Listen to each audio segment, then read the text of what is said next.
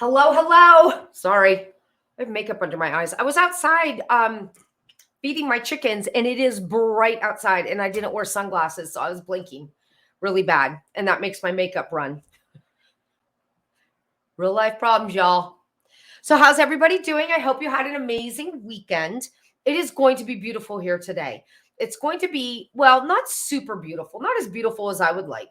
I think it's going to be like 47, but it's going to be sunny and it smells like spring. Good morning, Edna. I haven't seen you in a while. Good morning, Sandy. It already smells like spring, right? So it's going to be a beautiful day. It's supposed to be in the upper 40s today, 50 tomorrow, 50 Wednesday, 40 Thursday, and 20 on Friday. And then back up to 49 on Saturday. I have no idea. I saw this joke on Facebook the other day. I think I shared it in on my page, Simple Living Country Gal. And every time I read this joke, I say it with a Southern drawl. So don't get offended. Edna, do you have a Southern drawl? You live in Texas. Do you get offended by Southern drawl? But anyhow, it says, y'all, Mother Nature be throwing out temperatures like it's Powerball. 22, 54, 61, 19. And I'm like, oh my gosh, that's Pennsylvania in February, March, and April. Basically, that's us. So yeah, that every time I look at the weather forecast, I see these fluctuations. I'm like, yeah, that's Pennsylvania. So that's my life. Hi, Candy. How's everybody doing? I'm going to take my time so people can get here. Hello, Gail. I'm so excited. Oh, thank you, Edna. Honestly, Edna and I have known each other for what, 15 years, I think? 13 years? No, not that long. Well, maybe. We became friends in a holiday organizing group back when forums were how you communicated. Remember forums for you old school people? Yeah. So Edna, how long ago was that? Maybe it was just 10 years. I have a really poor concept with time because basically I think I'm still like 27. No, double that and then add a few years. But yeah, we've known each other at least 15. Yeah, we've known each other. Yeah, your kids were teeny tiny. They were babies. We've known each other a very long time, and I don't think I've ever talked to you on the phone. Maybe I did one time. Did I ever talk to you? We're working on making maple syrup. Oh, it is spring, isn't it? Well, I don't think Pennsylvania makes theirs yet.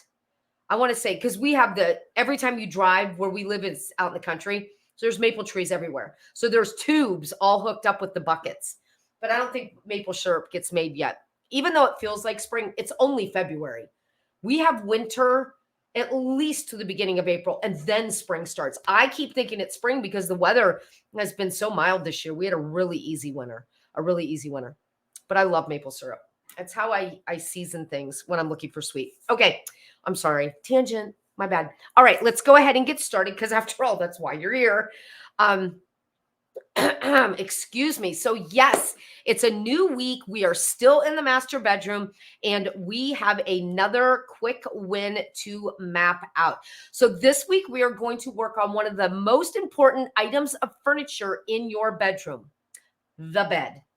Now, you may not think your bed is an area that needs to be decluttered, but actually it is. It might surprise you to know that clutter and excessive things tend to end up on the bed. Think throw pillows. How many do you have on your bed right now? See, wink, wink.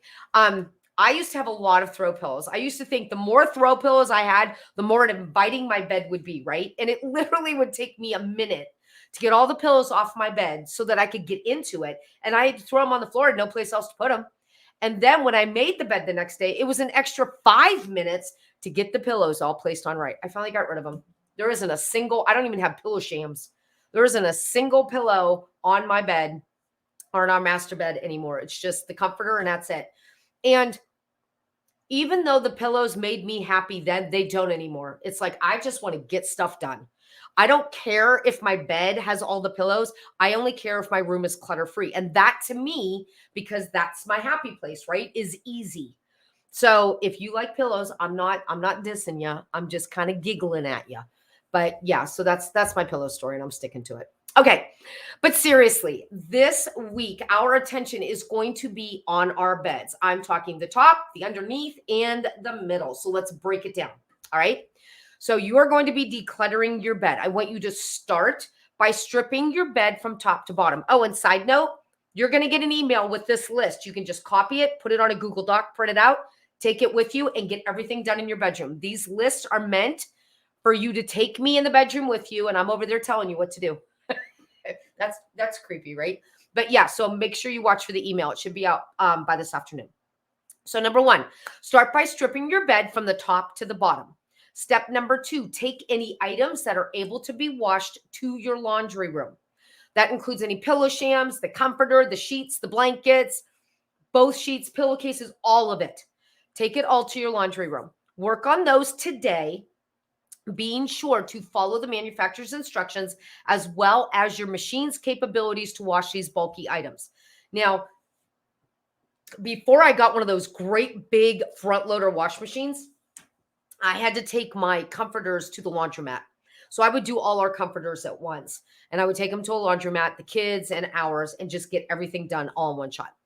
So if you do not have a washer where you can put a large, thick comforter in, you may want to consider using a laundromat to have those washed. If the weather is warm where you live, this is number 4, consider drying your linens and other items out in the sunshine. The sun is a natural deodorizer. It's going to remove any smells. And if you had any stains that did not come out in the laundry, the sun is a natural bleacher, and it will lighten up those stains so they're not as easy to see.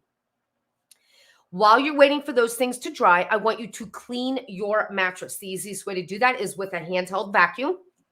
And if you have any lingering odors on the mattress, you can sprinkle baking soda all along the top. Let it sit for like 5 to 10 minutes. And then after that time, vacuum up the baking soda.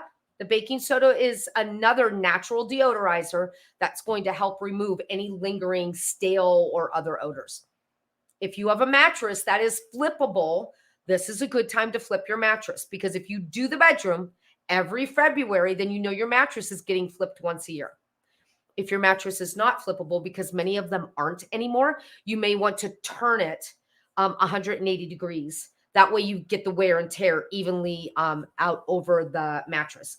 If you have a topper, clean that the same way you would clean the mattress. If it has a cover, you can launder that. And if not, just use the baking soda vacuum technique. Okay. While you're waiting for everything to continue drying, you should have time to start working underneath your bed. Now, if this is a big project, you may want to save, this is number 6, you may want to save number 6 for another day. So then you could just skip right ahead, make your bed all the way to done, and then on a different day, work on underneath the bed. So when working underneath the bed, you want to sort as you remove items, because this is an awkward area. I find take one thing at a time, sort it as you have it in your hands, and then remove the next thing, okay? So your categories are, if it's trash, toss it. If it has a home somewhere else, put it away. Sometimes things fall under our bed like a dirty sock. Where's its home? In the laundry basket. A hair tie, where's its home? In the drawer in the bathroom, and so on. If you find things that you no longer need, use, or want, you can go ahead and put those in a donation box. And then I want you to set aside anything you plan to keep underneath your bed. Before you put those items back, take a few minutes to clean everything under your bed. And you want to vacuum it, sweep it, mop it. Depends on the flooring that you have. You also want to take a rag and wipe down the legs and get all of the dust. And if you have a dog that sleeps with you like you do, all of the dog hair. So get all of it out. Swippers work great for hard to reach areas, or feather dusters, and they'll attract any dust, or we call them dust bunnies. I don't know if everybody does, but we call them dust bunnies. They work great. It's like a magnet getting those dust bunnies out of the corners. Okay, then before you put anything back underneath the bed, I want you to decide what is going to stay there. Now, what you're keeping there now does not need to stay there. Your home, your rules, so you can move things around. So when it comes to underneath your bed, what are some things that you can keep under there? Well, first of all, you may want to keep out of season clothes. I used to keep that underneath my bed, was my out of season clothes. So I I use plastic totes, but they don't work well for clothes. The canvas totes, they make them with rollers on them. Those are the best things for clothes underneath your bed. And they hold quite a bit. Like, I think one canvas tote will pretty much hold 3 drawers from your dresser. It's amazing how much you can put in there. And you can put shoes in there. You can put winter sweaters if it's summer, or summer bathing suits if it's winter. You can put extra pocketbooks in there, totes, beach towels, all those things can go in there. If you don't want to store your clothes underneath your bed and you are short on storage space, I know people that live in the South do not have basements, and they don't like to store things in the attic because it gets way too hot. So maybe you're storage challenged in your home, so that underneath your bed might be a good place to store things. Don't just shove things under there.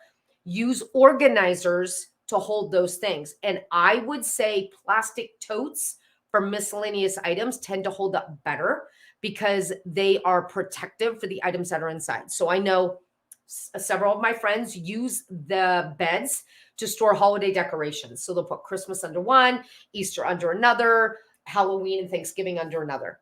And totes tend to keep fragile decorations from getting cracked or broken, the plastic totes, because they're more durable and they have the hard lid, hard sides, hard bottom. Make sure whatever container you choose has wheels. Be kind to your back, be kind to your neck, be kind to your knees.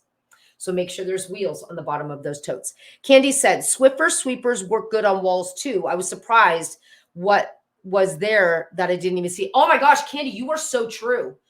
Cobwebs are hard to see unless dust is attached to them. Let me tell you, I know this for a fact.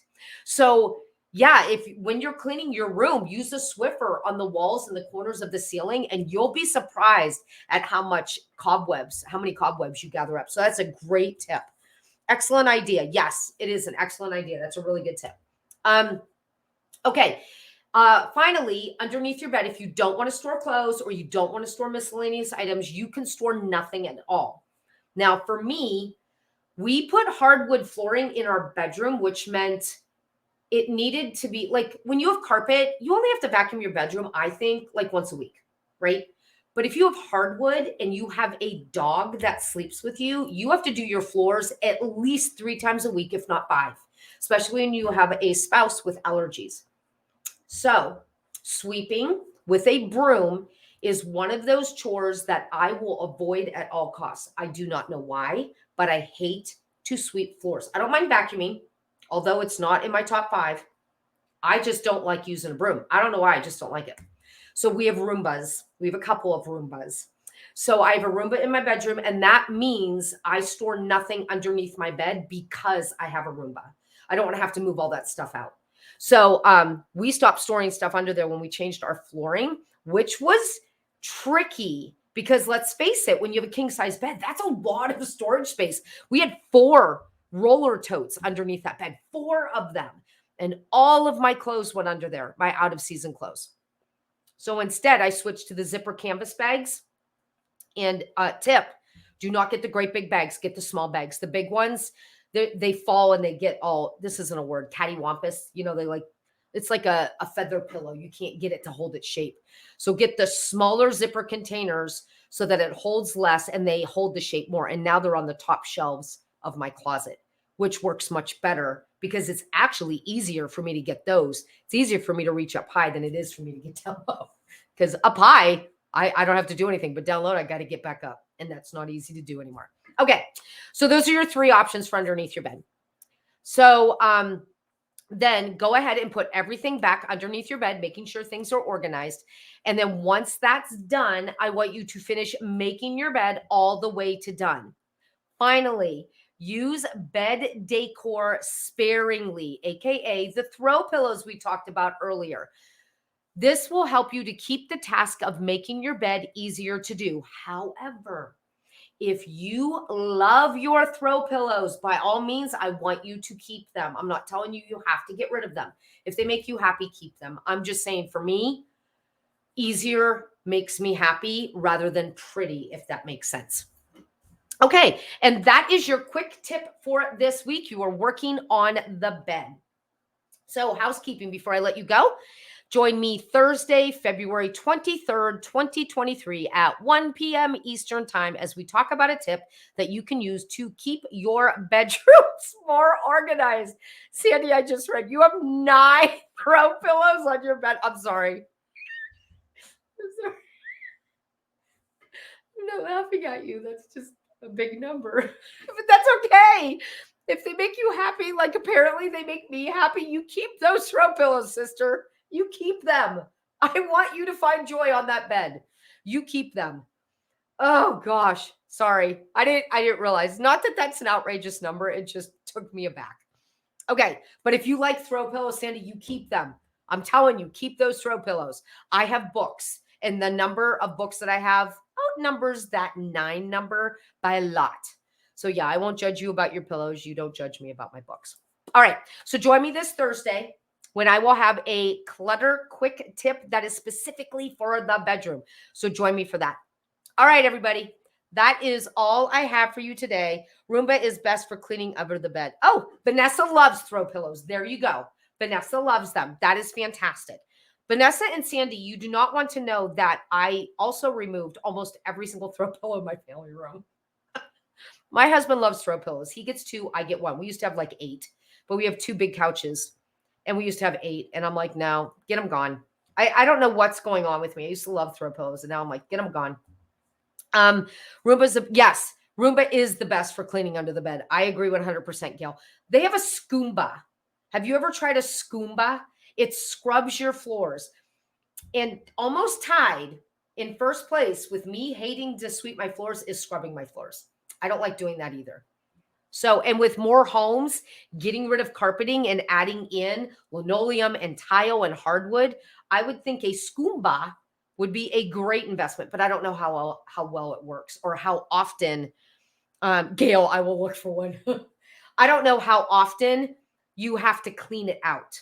So I think it looks very similar to a Roomba. I think Roomba iRobot makes both of them, but I don't know how often you have to clean it out. Like I have a really big kitchen and then my foyer has hardwood and my mudroom has tile and it's all connected. And there's no way. I would have to clean out that water like 6 times, which doesn't even make it worth it. Donna says, I love pillows too. Hi, Donna. I have 8 on my bed. There you go. Sandy and Donna and Vanessa. Throw pillow BFFs. I think that's great. I love that you all love throw pillows. Any book lovers? I have probably 300 books. I love books. Okay. So I'm going to let you go unless you want to chat some more. Due to allergies, I can't have carpet, so I have hardwood and tile. Yeah.